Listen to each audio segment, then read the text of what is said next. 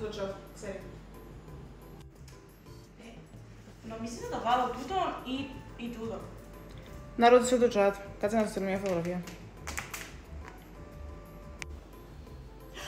Κορί! Μόλις με ρώτησε ο Άλεξ τι να κάνω απόψε. Τι να το απαντήσεις? Να ρωτήσω το chat. Θα πάω Αθηνά, αλλά σκεφτούν για Θεσσαλονίκη. Θα ρωτήσω το chat. Να μας πει τι προτιμά.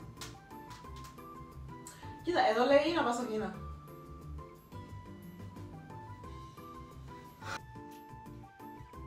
Ρε, τελικά, πού να πάμε απόψε? Κοίταξε, ερώτησα το chat και λέει μου να πάμε Κολούμπια. Θα πάμε Κολούμπια, εντάξει. Κορί, τι είναι σαπούνι για σέρκα, ξέρεις το? Ναι, αλλά το chat μου δεν είναι καλό το πλέον με αυτά. Μπρε. Ρε, θέλεις φραπέ? Ναι. Πώς το πίνεις? Τώρα να ρωτήσω το chat.